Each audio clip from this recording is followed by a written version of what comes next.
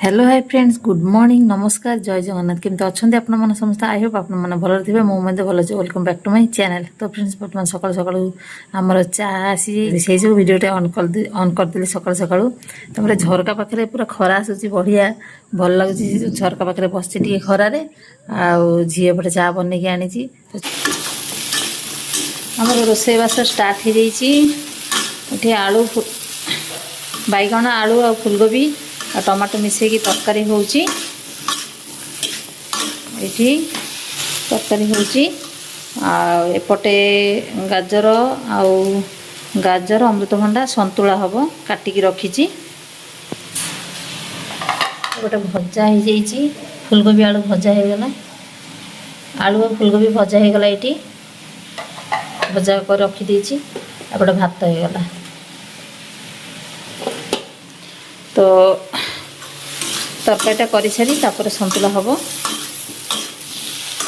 आज रोसई मेनू होची आज रोसई मेनू होची बैगण आलू फुलकोबी तरकारी गाजर संतुला आउची फुलकोबी आलू भजा आ भात। तो चलते फटाफट रोसई करदबा रोसई कर सारा बहुत सारा काम अच्छे।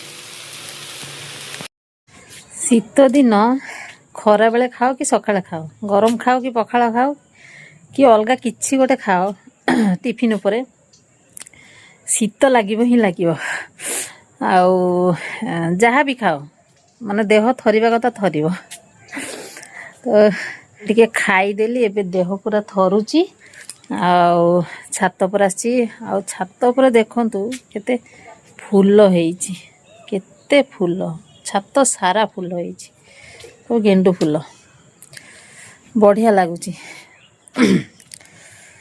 तेरे खरा बेलर खाइबा खाई माने सकाळ खाइबा खाइले भी आसिक ये तो बसी प्राय खाऊची शीत दिन एवं प्राय ये बसी खाइबाटा सकाळ खाइबाटा प्राय ये बसी खाऊची खरा बेल खाइबा प्राय ये खाऊची आ जदि ये बसी न खाइली भी तले खाइले भी तले ना बहुत शीत उपरे मत लगुच ये जो फूल गछ सब नाई ये जो पानी सब दिया होची बोली बोधे तले टोटाल खरा पड़ुनी ए माने कांथरे टोटाल छातरे खरा पड़ुनी से जो बोधे तले बहुत शीत माने गोड़ हाथ सब बंका हो जाउची। एबे जस्ट ए सॉक्स खोलिकी खाइकी छात उपरको आसिली माने एते शीत आ छात उपरको आसिले तो फूल गछ देखला को मन पूरा शांति हो जाउची पूरा मन शांति हो जाउची। कंबल टिके खरारे पकई देली टिके खरा बाजिबो काली भी पकई आज भी पकईली कंबलटा टिके खरा बाजिया पकईदेली छात उपर ये सब जिनस पटा सब सुखुची चदरटा सुखी धोईदेली यहाँ ही सब घोड़ा होची आरटा एत बेसी घोड़ा होनी कंटा कंटा लगुच भल लगुनि कौटी गले आसिले घोड़ौची ना यहाँ पूरा उषुम भी दौची आउ सफ्ट लगुच। आउपटे देखंतु फूल गछ भरी जाइए फूल डेली फूल तोड़ा होची तथापि केते फूल देखंतु ये गछ तो पूरा भर्ती होइची फूल माने समस्त को फूल दिया होची गेंडू फूल रे ही आम एबे पूजा करछु दीटा तीनटा नाखा डेली फूल दउचंती तथापि देखंतु गछ केते फूल माने परिश्रम फल मिठा भाई केते परिश्रम करूचंती दिन दिन पूरा छात पर पड़िकी रहउचंती जत्न करूचंती गछर केते फूल देखंतु दिन को दिन फूल जंती अधिका अधिका फुटुची पूरा गार्डन हो जाइए। एपटे केते फूल देखंतु एपटे गोड़ा सब छोट छोट गछरे फूल फुटीची सब छोट छोट गछरे फूल एटा सब छाई रे होइची पार्क भलिया लगुच आम छात पर आसिले पार्क भलिया लगुच एगोटा फुटी नाही फूल केते सुंदर लगुच देखंतु जोटी अनेबे खाली पार्क पार्क जोड़ा अनेबे खाली पार्क पार्क एपटे देखंतु पूरा फूल गदाई यही सब गछरे फूल फुटिले आहुरी माने बढ़िया लगे देखंतु ये गछटा पूरा भर्ती होइची फूल रे सेबती फूल से दिन केते कम थिला आज बहुत फुटी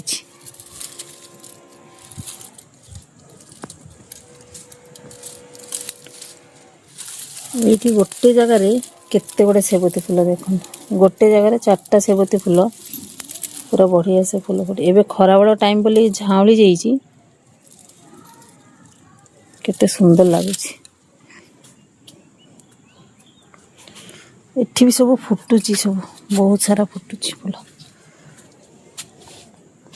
ଏଇ ପୋଇ ଡଙ୍କଟା ତ ବଢ଼ି ବଢ଼ି ବଢ଼ି ବଢ଼ି କେଉଁଠି ଯେ ନଟି ନଟି ନଟି ନଟି ଯାଉଛି ତା ଠିକ୍ ଠିକଣା ନାହିଁ।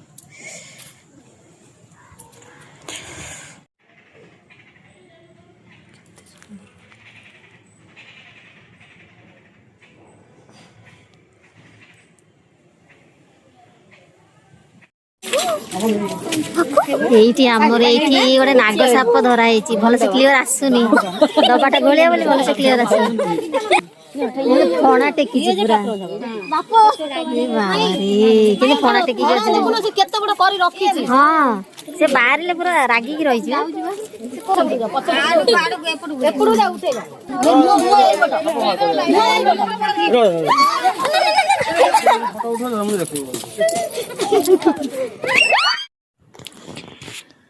ଦେଖନ୍ତୁ ମୋ ଭଳିଆ କନ୍ଦମୂଳ ପ୍ରେମୀ କେଉଁମାନେ ସବୁ ଅଛନ୍ତି ସେମାନେ କମେଣ୍ଟ କରିକି ଜଣେଇବେ। ମାନେ ପ୍ରେସର କୁକର ଥଣ୍ଡା ହେବାକୁ ସମୟ ମୁଁ ଦେଲିନି ହେଲା। ସିଟି 2ଟା ସିଟି ମାରି 3ଟା ସିଟି ବି ମାରିନି, 2ଟା ସିଟି ଆଉ ଟିକେ ସମୟ ରହିଲା ପରେ ଅଫ୍ କରିଦେଲି। ସେଇଟା ଯେଉଁ ଥଣ୍ଡା ହେଲା ପରେ କାଢ଼ିକି ଆଣିବି ସେଇଟା ମୁଁ କଲିନି, ସିଟି ମାରିଲା ପରେ ଧରିକି ପଳେଇ ଆସିଛି। ମୁଁ ଏଇଠି ଥଣ୍ଡା ହେବ ଏଇଠି କାଢ଼ିବି। ମାନେ ଏତେ ଲୋଭି ମୁଁ, କନ୍ଦମୂଳ ଲୋଭି। ଏଇଟା କେତେବେଳେ ଥଣ୍ଡା ହେବ ମୁଁ ବ୍ଲାଙ୍କେଟ୍ ଭିତରେ ପଶିକି ମୁଁ ଅପେକ୍ଷା କରିଛି, ଖଟ ଉପରେ ବସିଛି। ଦେଖନ୍ତୁ ଖଟ ଉପରେ ବସିଛି। ଏଇଟା ଥଣ୍ଡା ହେଲେ ଆକୁ ରଖିଛି କେଉଁଠି ଦେଖନ୍ତୁ, ଗୋଟେ ଷ୍ଟୁଲ୍ ଉପରେ ପୋଛା ରଖିକି ତା ଉପରେ ରଖିଛି। ମାନେ ଗରମ ନା ଗଳିଯିବ ସେଇ ଯୋଗୁଁ ରଖିଛି। ଏଇଟା ଥଣ୍ଡା ହେବାକୁ ଅପେକ୍ଷାରେ ଅଛି। ଏଇଟା ଥଣ୍ଡା ହେବ ତାପରେ ଖିଆ ହେବ।